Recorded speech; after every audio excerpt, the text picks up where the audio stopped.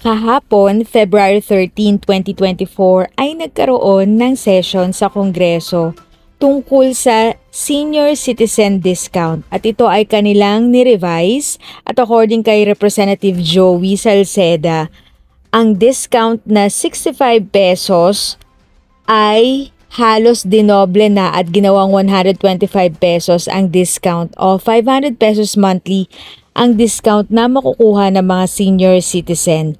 Panoorin at tapusin ng buo ang video para sa dagdag kaalaman. Bago tayo magpatuloy, huwag kalimutang mag-subscribe sa aking channel.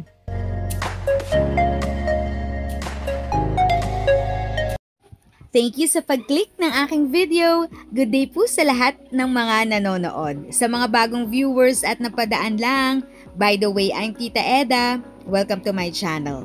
Ang channel na maghahatid sa iyo ng dagdag kaalaman tungkol sa government services, bagong mga balita at informative videos na galing sa legit na resources. Mag-subscribe na para updated ka. There is a direct instruction from the speaker to really adjust already the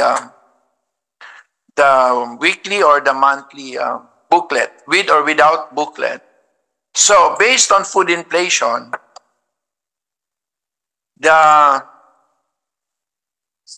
since the 1.3 was established,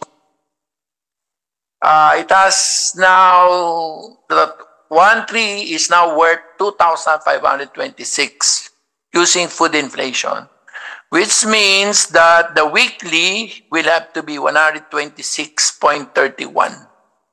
If you just use the headline inflation, including gas, etc., it should be 2,089 per week.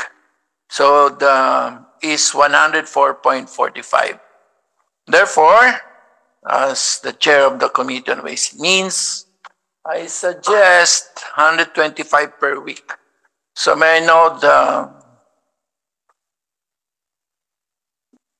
do you want to move that we adjust and as part of the new law?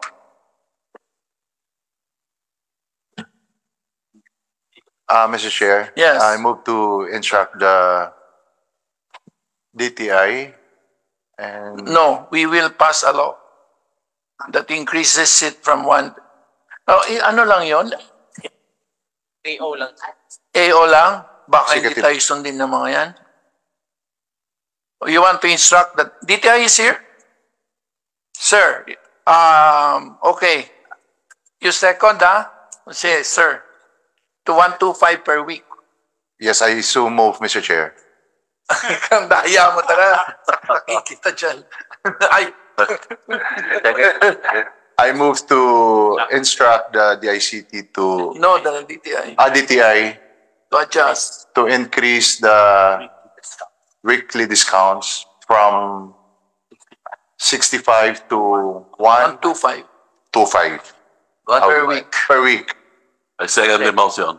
And to be adjusted every 5 years. Every 5 years. To be adjusted every 5 years Based on inflation. based on inflation. Kasi ngayon, inabot tayo ng 12 years eh. Okay. Bago tayo nag-adjust. I so move, Mr. Chair. 500 a month. No, wag na. Second the motion. Aayawan na tayo dyan sa floor. Mr. Chair, it was seconded. I will listen to the arguments of Congresswoman Magsaysay Aquino. Are very high. So, ano lang ba naman yung kapiranggot na idadagdag, Mr. Chair? Well, It's we use... 500 a month. What's 500 a month? Huwag mo itapon sa akin yan, ha? Wala akong kasalanan sa'yo. Mr. Chair. For the make it moment, I think 1,000. it's a reasonable number. Mr. It Chair. is based on Mr. empirical data. Yes. Meron akong bill increasing the discount from 5% to 8.5%. Wag na yun. Do not, no. Ayan na. Yes, you can tackle that bill in your committee.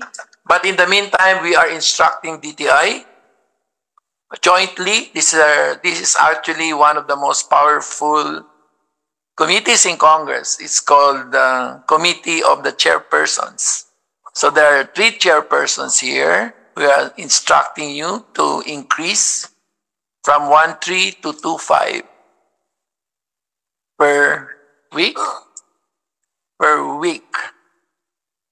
So we will put that in writing.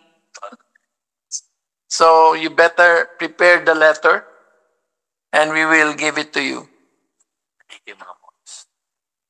Nako, ninervyusin, nandito yung mga malls. Oh, sagos. Harapin mo to. Mila magsaysay, ha?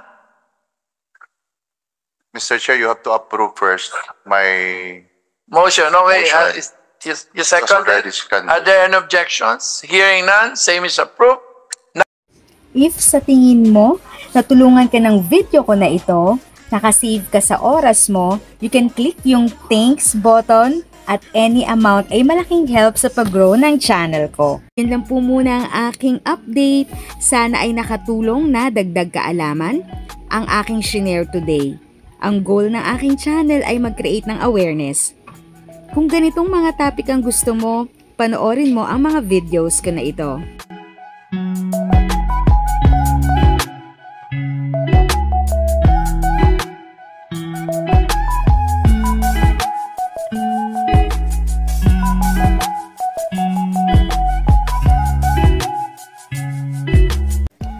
Thanks for watching! Kung may kapamilya, kaibigan o kakilala sa tingin mo ay magiging interesado sa video, please share or tag sila sa comment section.